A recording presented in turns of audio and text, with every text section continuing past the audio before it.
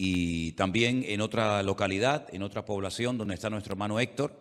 En Chalco, recuerden estos nombres: nuestra hermana Laura y su esposo Emanuel, ¿sí? Y en Torreón está nuestro hermano Héctor y su esposa, que ahora mismo no me viene a la mente su nombre, pero le hemos pedido al hermano, porque él ya lleva más tiempo trabajando y ya tiene un grupo ya, pues en fin, importante, que comenzaran a buscar un local para poder reunirse, porque ya no cabían, bendito problema, ¿no? Ya no cabían los hermanos en la casa donde se estaban reuniendo, y antes de que alguien venga y les rompa el techo y les baje un paralítico porque no caben, mejor es que alquilen un local y así evitamos que nos rompan los techos, ¿eh?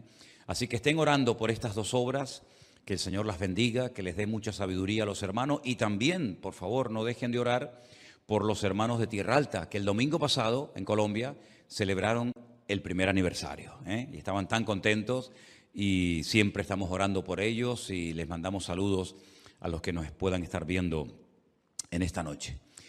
Vamos a orar un momentito al Señor, incline su rostro si es posible, vamos a orar a Él y pedir la bendición de Dios para lo que en esta tarde vamos a estar compartiendo.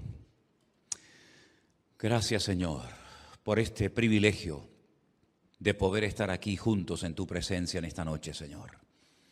Gracias, Dios mío, por los hermanos que han hecho un esfuerzo después de un largo día de trabajo y han venido al culto para escuchar tu palabra, para adorarte. Pedimos, Señor, que nos hables y que en esta tarde podamos salir renovados y bendecidos de tu hermosa y bendita presencia.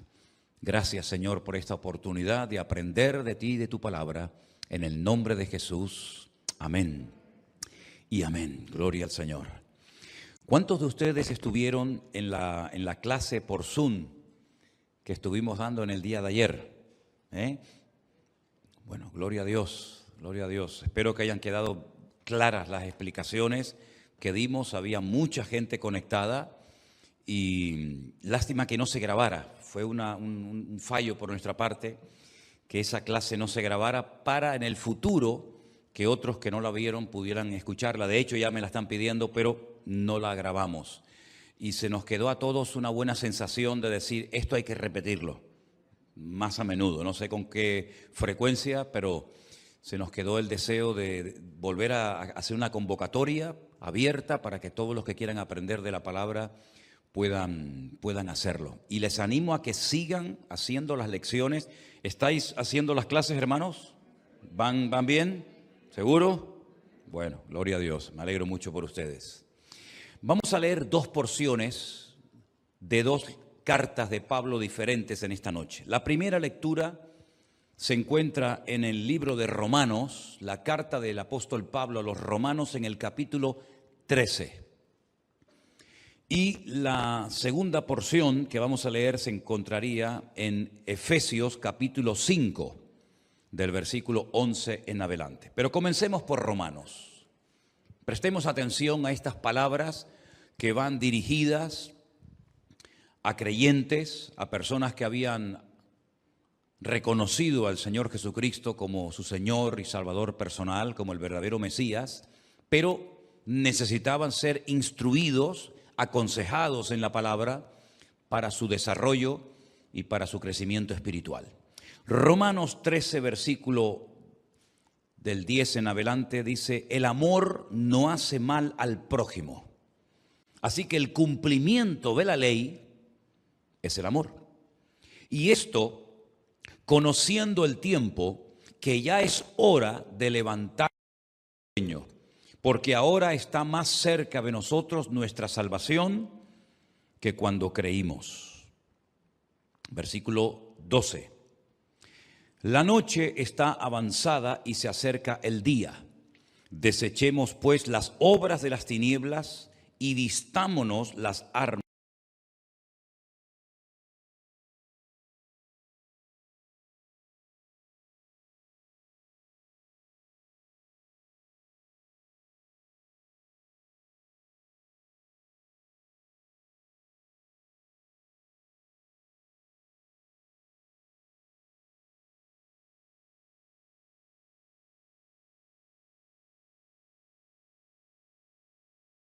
Roma. Damos un salto y nos vamos a la carta de Pablo a los Efesios, capítulo 5, a partir del versículo, vamos a leer a partir del versículo 15. Efesios, capítulo 5, versículo 15.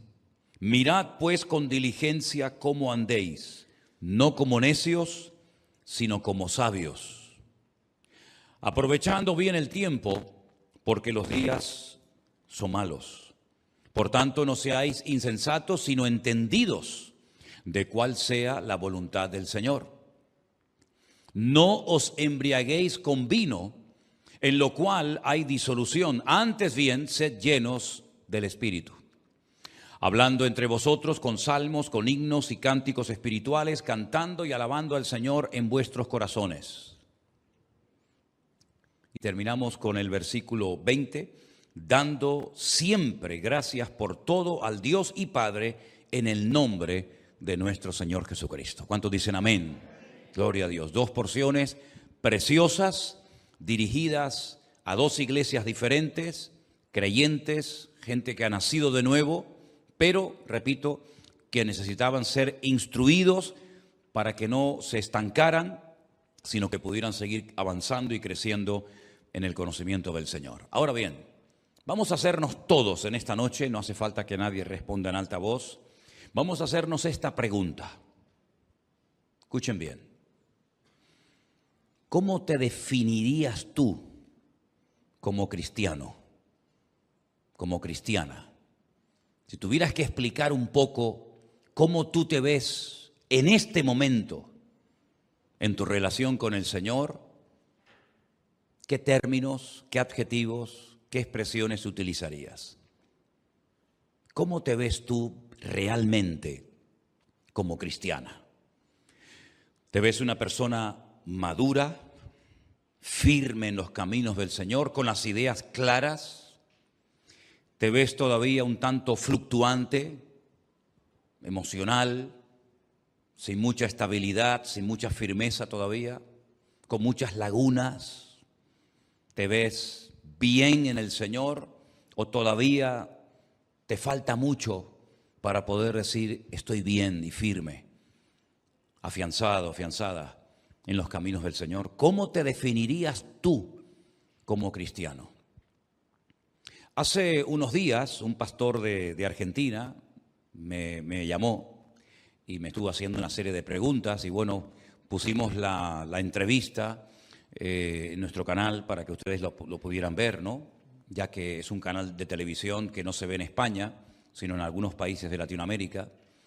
Y una de las cosas que el pastor decía en medio de esa entrevista que tuvimos o que me hizo, es que comentaba que un pastor no hace mucho tiempo visitó su iglesia y habló de 4 tipos de pastores. Pueden ver la entrevista, ¿no? Y él define, ¿no?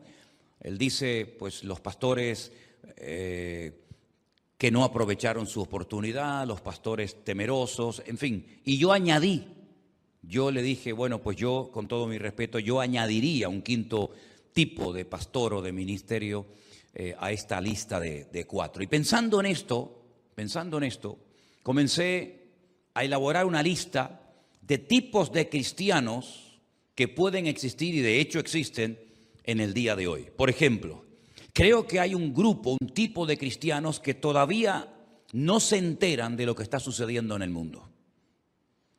Son los que no han sabido leer, no han sabido interpretar el mensaje que clarísimamente desde el año pasado el Señor viene hablando reiteradamente a su iglesia a nivel mundial.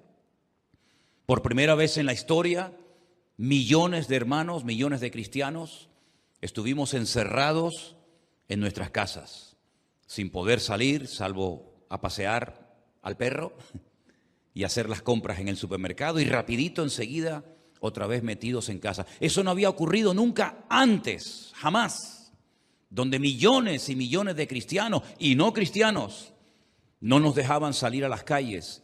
Se cerraron los hoteles, las cafeterías, nadie podía ir al campo, a la playa, a pasear con los hijos, con la familia.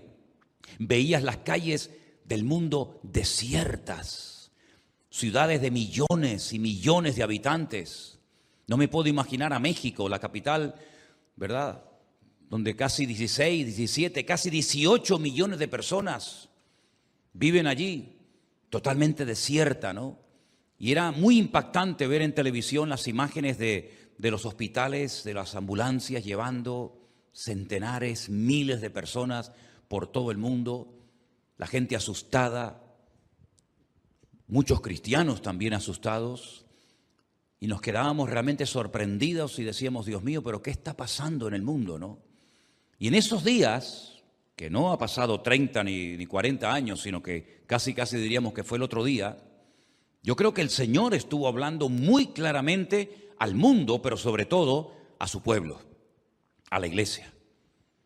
Aquellos que decían que no tenían tiempo para orar, aquellos que decían que debido al trabajo que tenían no podían tener tiempo para leer y estudiar la palabra. Yo creo, y lo he dicho en varios mensajes, cuando estuve en Italia lo comenté, creo que también lo dije aquí, que hacía siglos que Dios no hablaba tan claro a la iglesia como en aquellos días y en este último año, en este último tiempo. Pero me temo que hay algunos creyentes que todavía no han captado la profundidad del mensaje, de la enseñanza que el Señor quería que aprendiéramos y que lleváramos a la práctica hasta las últimas consecuencias. Algunos veo que están otra vez volviendo a lo que creen o consideran que es la normalidad, ¿verdad? Pero el mundo nunca, jamás volverá a ser lo que fue antes de marzo del año pasado. Y la iglesia tampoco. Prueba de ello que nunca, desde el siglo I, II y III, habían muerto tantos cristianos y tantos pastores como en este último año. Cientos de creyentes, cientos de pastores perdieron la vida y muchas iglesias se cerraron y no se volvieron a abrir nunca más. Y todo eso no es producto de la casualidad. Hay un mensaje detrás de todo esto, que el Señor estuvo y sigue hablando claramente a la iglesia, pero algunos todavía no se han enterado de qué es lo que el Señor quería enseñarle a su pueblo. Muchos no aprovecharon la oportunidad que tuvieron para consagrarse, para dedicar más tiempo al Señor, a su palabra, a la oración, a la familia. Y parece que estaban esperando que terminara el confinamiento para volver otra vez a la hiperactividad, al trabajo, al materialismo. Y se han olvidado de que Dios le dio una oportunidad de oro al mundo para buscar a Dios. Pero si el mundo no la quiso aprovechar, que por lo menos su iglesia entendiera que era una oportunidad para estar tranquilos en casa, en familia, orando, buscando de Dios, pasando tiempos de intimidad con Él, que a lo mejor hacía años algunos que no tenían con el Señor. Lamentablemente muchos cristianos le dieron y le siguen dando lugar al miedo. Y el miedo no es de Dios. El miedo no es de Dios. El miedo fue la primera sensación que el hombre sintió cuando se desconectó de Dios. El hombre creyente, el hijo de Dios, la mujer de Dios, no se tiene que conocer por ser una persona temerosa, una persona miedosa. Porque, repito, el miedo no forma parte del fruto de las manifestaciones del Espíritu Santo en la vida de un cristiano. Más bien todo lo contrario, el miedo es producto del pecado, el miedo es producto de complejos, el miedo es producto de que no hay una íntima y profunda y genuina comunión con Dios. Adán se escondió de Dios porque tuvo miedo. Oí tu voz y me escondí. ¿Por qué? Porque tuve miedo. ¿Y de dónde le nació ese miedo? De su desconexión de Dios. Pecó y se oculta de Dios. En vez de buscar a Dios en su angustia, en vez de entregarle ese miedo, esa inseguridad a su Dios, lo que hace es que se oculta de Dios. Y como dije en una ocasión, este sigue siendo el juego favorito de la humanidad: ocultarse y huir de Dios. Muchos creyentes se dejaron de congregar. Algunos porque no les quedaba otro remedio, pero algunos, terminó la pandemia, se abrieron las iglesias y siguieron sin congregarse porque se enfriaron y no superaron el tiempo de la prueba. La Biblia advertía en algunos momentos puntuales de pruebas tremendas que vendrían. Por ejemplo, a una de las 7 iglesias del Apocalipsis le dice: no teman, vais a pasar por un periodo de pruebas. Pero el Señor alentando y animando a la iglesia de que en medio de esas pruebas no decayeran, no se enfriaran, no se desanimaran, sino que en medio de la prueba buscaran al Señor. Y como decía el salmista, en medio de la angustia invoqué al Eterno y el Eterno me respondió. Fue Jonás en el peor momento de su vida, cuando estaba solo y a punto de morir, en el vientre de un enorme pez. Dice que desde esa angustia, desde esa desesperación de no saber lo que me va a suceder, él invocó al Señor y citó parte del Salmo 118. Y dice que el Señor le oyó desde su santo templo y le volvió a dar otra oportunidad, no solamente para vivir, sino para honrar y servir al Señor con su ministerio, como saben ustedes, en la ciudad de Nínive.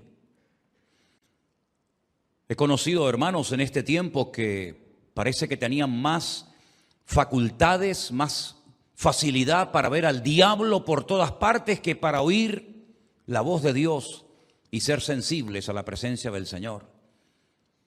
Porque el miedo es lo que te hace ver el problema más grande de lo que realmente es, ver al gigante más poderoso, con más autoridad de lo que realmente tiene.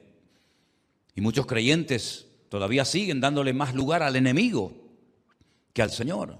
¿Y por qué suceden estas cosas? Porque cuando no te alimentas de Dios, cuando no te alimentas de su palabra, de tener comunión y relación con Él, sino que te alimentas de internet y te alimentas de lo que dicen la gente del mundo, lo que estás haciendo es estás envenenando tu fe. Y hay creyentes que no se dan cuenta que no todo lo que se cuenta es verdad y no todo lo que se dice hay que aceptarlo, sino que todo tiene que ser comprobado a la luz de la palabra de Dios. Y entonces le dan lugar al diablo. Y la Biblia dice: no deis lugar al diablo. Y es una responsabilidad personal saber filtrar, saber seleccionar, saber escoger qué literatura, qué programas, qué cosas puedo comer y qué cosas debo descartar, para que de esa manera no le haga un daño a mi fe, a mi alma, sino que mi relación con Dios se mantenga viva, ¿verdad? Y en buen estado, porque la estoy alimentando de la palabra de Dios y no de palabras que salen por ahí, que al final se convierten como si fueran en verdades, pero son auténticas mentiras. Los que supimos aprovechar el tiempo, Dios nos bendijo y Dios nos honró. Los que supimos entender lo que Dios estaba tratando de enseñar y los que aprovechamos el tiempo para predicar su palabra y los que nos dejamos usar por el Señor, después de mucho tiempo podemos decir qué bueno ha sido el Señor con cada uno de nosotros. Cosas que ojo no vio, cosas que oído no oyó, ni subieron ni a nuestro corazón, ni mucho menos a nuestra imaginación, son las que Dios nos está permitiendo ahora disfrutar, porque la Biblia dice que Dios es galardonador de los que le buscan. ¿Tú quieres que Dios te premie? Busca a Dios. ¿Tú quieres que el Señor te recompense en público? Búscalo en privado. Esa es la clave. Esa es la ley del reino, infalible, funciona. Ora a tu Padre que te ve en lo secreto. ¿Y qué dice el texto? Y tu Padre que te ve en lo secreto te recompensará en público. La recompensa pública es la manifestación de la comunión íntima con el Señor en lo secreto. Y es así, queridos hermanos, es así como Dios obra y es así como Dios honra a los que le buscan. Los que llenaron su mente de cosas ajenas a la palabra todavía siguen asustados y todavía siguen condicionados y amedrentados ante las cosas que están sucediendo delante de nosotros. Pero si no soportamos esta prueba y si no aprendimos esta lección, la próxima prueba que vendrá, dudo mucho de que la puedan superar y la puedan asumir. Porque el que no ha sido fiel en este tiempo, difícilmente lo será en un tiempo de más presión todavía. Nosotros los cristianos sabemos perfectamente que el mundo va a ir de mal en peor, ¿sí o no? La Biblia no dice que si oramos y si esperamos en el Señor, pues todo va a cambiar y va a haber amor y va a haber paz y va a haber comprensión y los valores que se han perdido volverán otra vez. No, no, eso no dice la Biblia. Seamos sinceros, no nos engañemos, ni estemos imaginándonos un mundo irreal. El Señor Jesucristo dice que en los últimos tiempos el amor de muchos se enfriaría y que vendrían falsas enseñanzas y falsos profetas y falsos pastores y falsos predicadores, ¿verdad? Y la Biblia dice que los últimos tiempos serían como los días de Noé. ¿Y cómo actuó Dios en los días de Noé? Porque ya sabemos cómo era la gente, ya sabemos cómo era la humanidad en los días de Noé, pero ¿y Dios cómo actuó en aquellos tiempos? Había violencia, había agresividad, se unió el mundo espiritual con el mundo natural, allí salieron unos engendros que Dios dijo, basta. Pero ¿y Dios? ¿Cómo actuó Dios ante la maldad de la generación de Noé? ¿Qué mensaje lanzó Dios? ¿Qué mandamientos lanzó el Señor? Bueno, leyendo el libro del Génesis, sabemos perfectamente que Dios toleró, Dios entre comillas permitió durante un tiempo que aquella generación campara a sus anchas, pero llegó un momento en el que Dios dijo basta y se acabó. Y el Señor Jesucristo nos dice que los cristianos de los últimos tiempos vivirán en una generación muy parecida a los tiempos de Noé, donde Dios dijo basta, pero en medio del caos, en medio de la destrucción, Dios tuvo un remanente, una familia que le honró, que se preparó, que trabajó para lo que vendría en el futuro. El arca no tenía ninguna razón de ser si no hubiera venido el diluvio. ¿Para qué construir un barco tan grande, lleno de animales, si no va a llover? No tiene ningún sentido. El arca de Noé no era un zoológico. El arca de Noé no era una especie de gran hermano, ¿verdad? A ver cómo se comportan los hijos con el padre y las nueras, con la suegra. No era un experimento social que Dios quiso llevar a cabo metiendo a 8 personas con animales dentro de un barco durante un año para ver cómo hablaban, cómo se comportaban. No, el arca de Noé no fue ningún experimento. El arca de Noé, la única función que tenía era proteger a ese pequeño grupo de personas de una prueba terrible que iba a venir en el futuro. ¿Y qué sentido tiene las pruebas que hemos pasado en este último año, hermanos? ¿Qué sentido tiene lo que ha pasado con el COVID, con el confinamiento, con la pérdida de trabajo?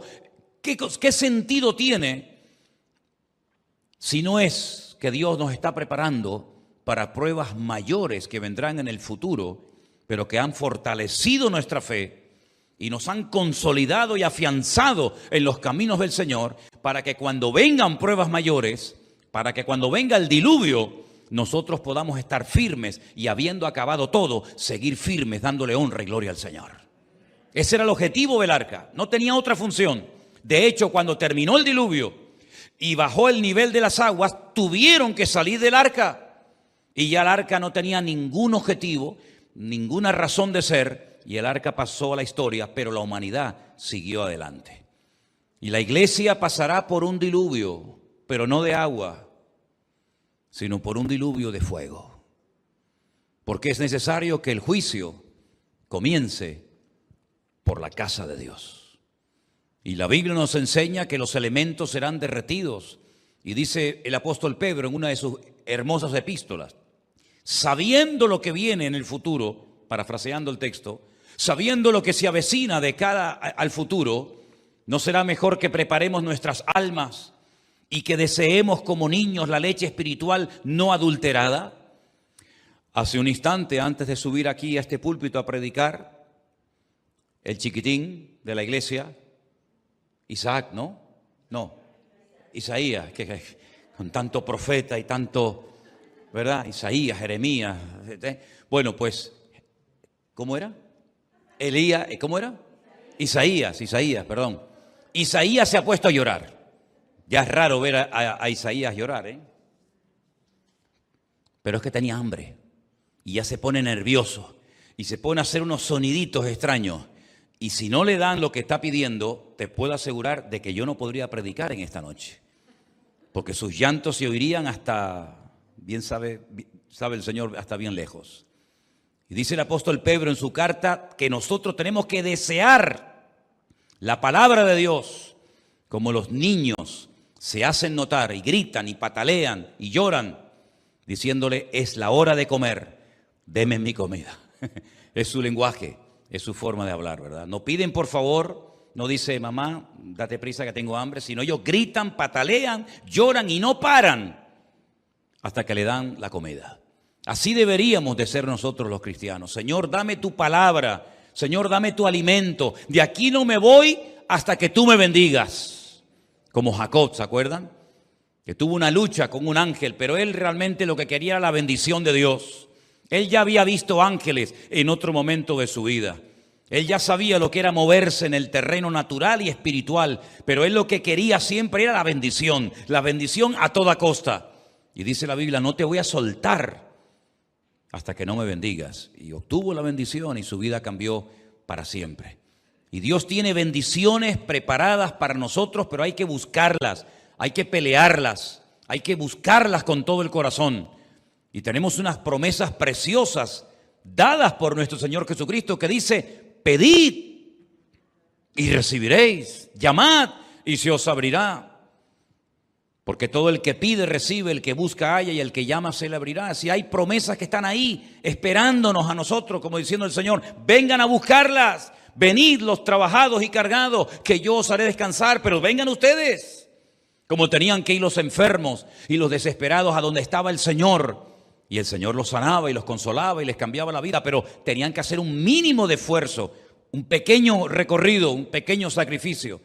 Y ahí Dios los honraba. Y ahí el Señor los bendecía. ¿Qué tipo de cristiano eres tú? ¿Qué has aprendido en este tiempo? No olvides lo que has aprendido. Si has aprendido algo en este tiempo, si el Señor te ha ministrado y te ha hablado en este último año, y yo creo que sí, no olvides lo que has aprendido.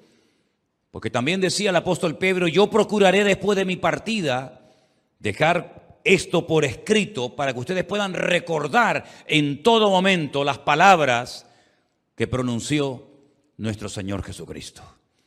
Y hoy en día más que nunca tenemos que vivir lo más cerca del corazón de Dios que podamos. Vivimos en un tiempo de comunicación, pero a veces hay un tiempo de muy poca comunicación con nuestro Dios. Y Dios sigue hablando. ¿Cuántos dicen amén? Esa porción tan hermosa de Hebreos capítulo 1, donde dice: Dios, habiendo hablado en otro tiempo a nuestros padres por los profetas, en estos postreros días nos ha hablado por medio del Hijo. Es decir, que las generaciones que precedieron a la venida del Señor tuvieron su oportunidad, tuvieron sus mensajes. Y algunos pueden decir: sí, pero es que yo no conocía al profeta Elías. No pasa nada, te mandamos a Isaías.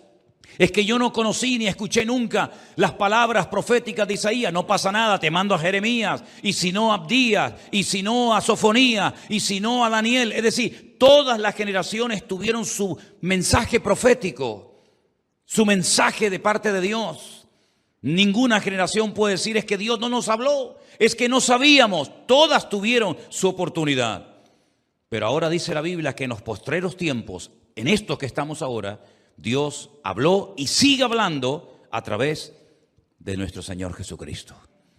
Pero claro, para saber lo que habló, para saber lo que dijo, para saber lo que enseñó, tenemos que ir a la Biblia, a los evangelios, leerlos con frecuencia. Mateo, un evangelio precioso, ¿verdad? Marcos, Lucas, Juan. Por supuesto hay otras porciones de la Biblia, pero sobre todo en esos 4 evangelios biográficos se nos describe cómo hablaba, cómo actuaba ante la presión de las masas, ante las calumnias.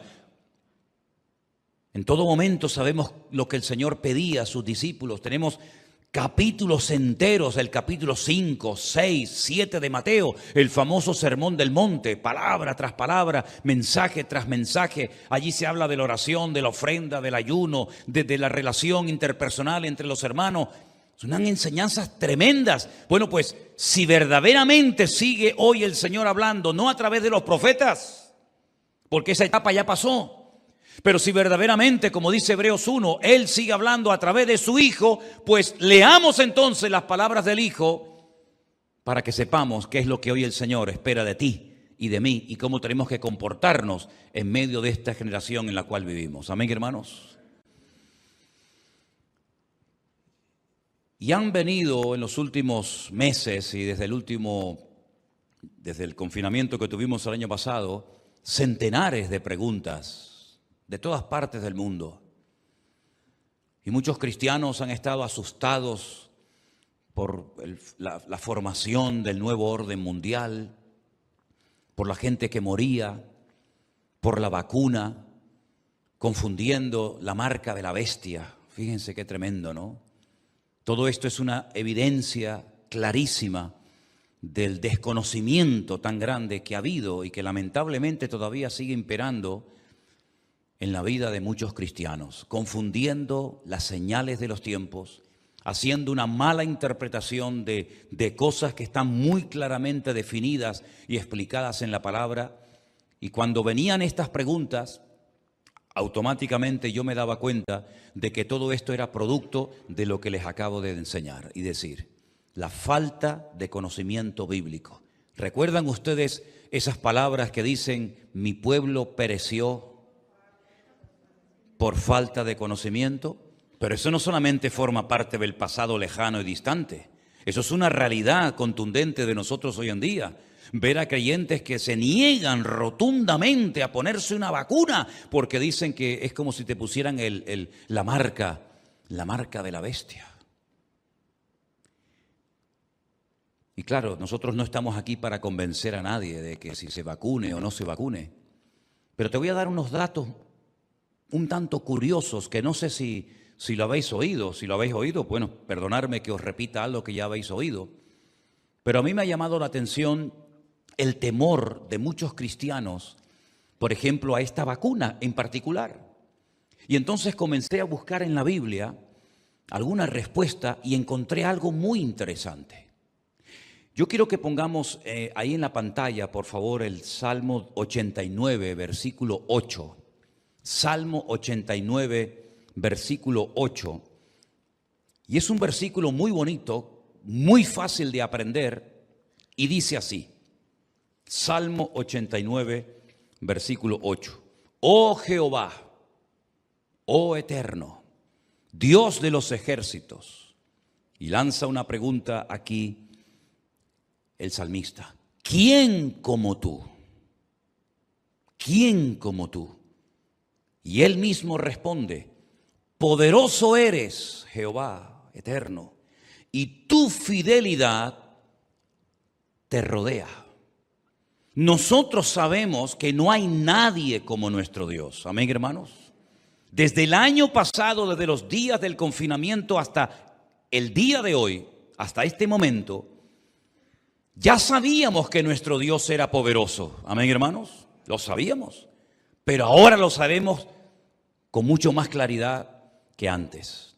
Porque hemos visto su fidelidad. Hemos visto cómo Él ha bendecido y prosperado su obra. Cómo Él ha cuidado de su rebaño, de su grey, de su remanente. Y cómo la fidelidad del Señor ha sido constante y permanente cada día en nuestra vida. Y hoy podríamos decir todos un fuerte gloria a Dios, porque hasta aquí nos ha ayudado y guardado el Señor. Con nuestros defectos, con nuestras debilidades, con nuestras torpezas, podemos decir, Señor, gracias porque he podido llegar hasta este momento. Y si Dios nos da vida y nos permite llegar hasta fin de año, que yo creo que sí, pues podremos terminar el año diciendo, Señor, gracias porque durante los 365 días de este año, tú no me has abandonado ni me has fallado nunca. Amén, hermanos. ¿Por qué? Porque nos unimos a la verdad proclamada por el salmista.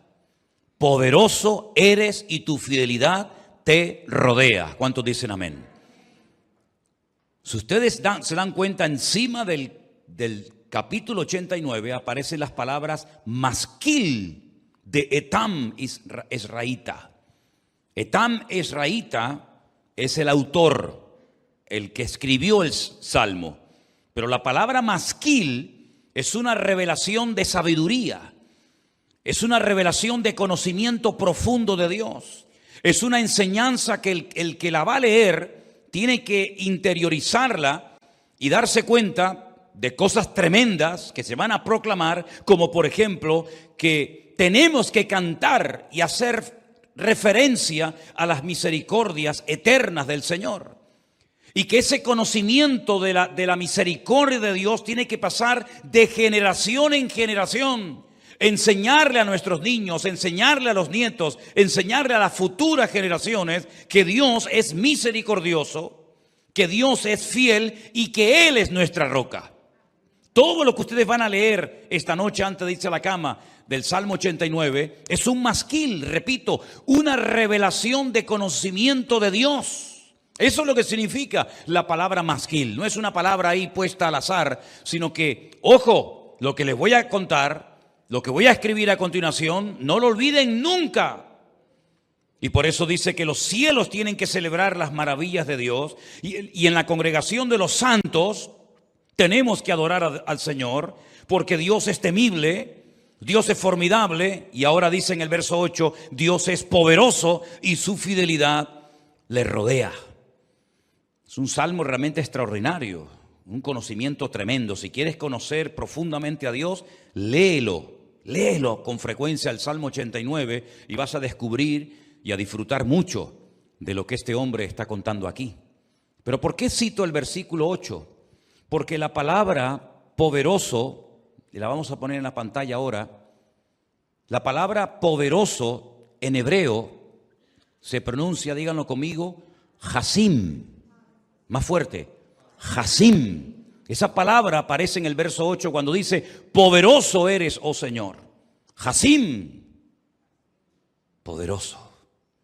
Y mira tú por dónde la palabra vacuna, en hebreo se pronuncia Jisum. Tiene la misma raíz de la palabra Hasim, poderoso, del Salmo 89, versículo 8. ¿Por qué tiene la misma raíz la palabra poderoso y la palabra vacuna en hebreo? Por una sencilla razón. Porque Dios, a través de su palabra, nos dice que para el fortalecimiento de nuestra fe, para el fortalecimiento de nuestra vida interior, de nuestro espíritu, tenemos que conocer al poderoso, al que fortalece nuestras debilidades, al que nos ayuda a superar los pecados, al que nos da estabilidad y su poder en nosotros para poder mantenernos firmes contra las acechanzas del diablo y vivir de victoria en victoria, de gloria en gloria y de bendición en bendición. Es la única manera, teniéndolo a Él, el poderoso, el Hasim en nosotros, vamos a poder vivir vidas poderosas en Dios. De ahí que dice la Biblia, diga al débil, fuerte soy, pero no por mí mismo, sino por Hasim, porque mi Dios es poderoso y su poder que mora en mí me permite vivir una vida poderosa y victoriosa en el Señor. Amén. Recibiréis poder. ¿Y de dónde viene ese poder? Del poderoso. El poderoso produce poder y ese poder estará con vosotros y os impulsará por todas las naciones de la tierra para que podáis predicar el evangelio y señales seguirán a la predicación del evangelio. Todo viene de Él. Él es la fuente de poder porque Él es el Hasim, Él es el poderoso. Pero mira tú por dónde la palabra Jisum en hebreo, vacuna, hace referencia al fortalecimiento del sistema inmunológico del ser humano. Es algo que te fortalece en lo físico y el Señor te fortalece en lo espiritual. No estoy tratando de convencer a nadie de nada, ni muchísimo menos, pero simplemente estoy diciendo que el Señor en su palabra nos promete enviarnos en momentos puntuales de nuestra vida tanto sanidad como medicina. Ambas cosas proceden de Dios. Jeremías capítulo 33, versículo 6, y este es el último texto que leeré en esta noche, nos dice así: He aquí, yo les traeré sanidad y medicina.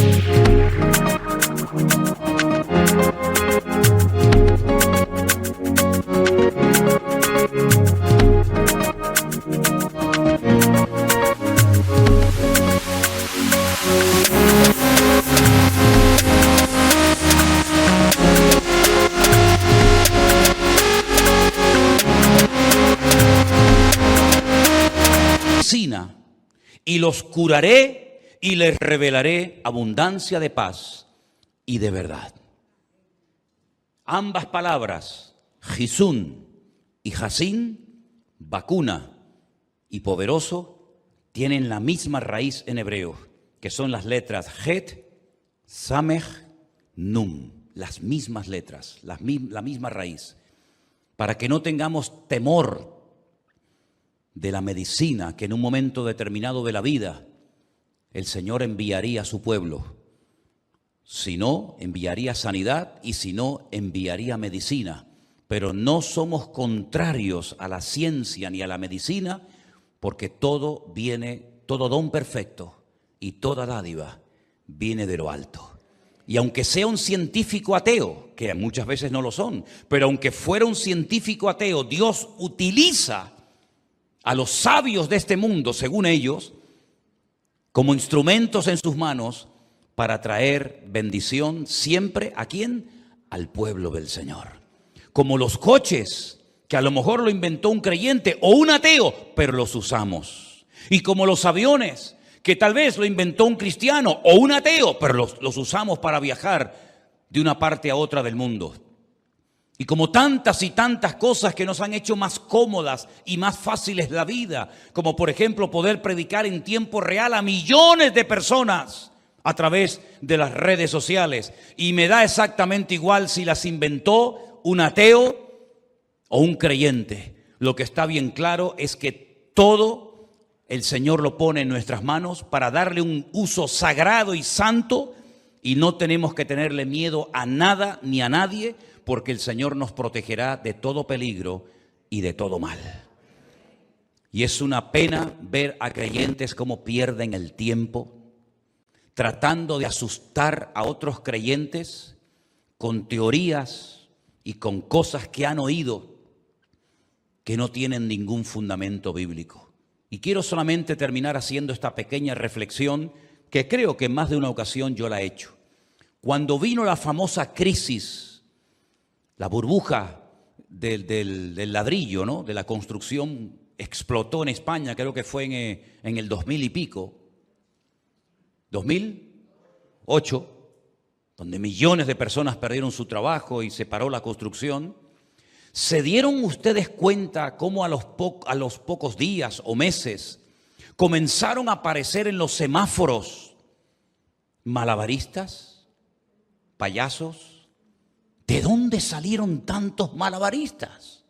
En todos los semáforos de la ciudad, o en prácticamente todos, habían 1 o 2 o 3 muchachos o chicas haciendo juegos malabares y después sacándose el sombrero y yendo por las ventanillas de los coches a pedir dinero. La crisis, amigo, agudiza el ingenio. La crisis hizo que muchos se convirtieran en payasos, en malabaristas, en limpiadores de cristales, en vendedores ambulantes. ¿Por qué? Porque la crisis los impulsó. Y a algunos en esta etapa en la que estamos viviendo les ha salido el espíritu científico y entienden de todo.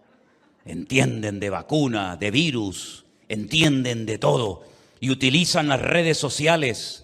La Biblia no la cogen ni de cerca, ¿no? La Biblia no tienen ni papa.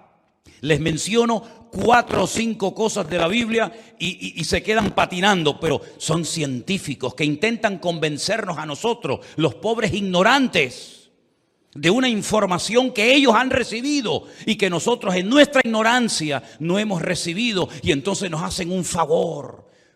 Hermano, cuidado, la marca de la bestia. Van a experimentar con ustedes. Los hombres se comportarán como mujeres y las mujeres como hombres, que para eso no hace falta ni vacunarse. Para eso no hace falta ya ni vacunarse. Llegas tarde y mal, ¿no?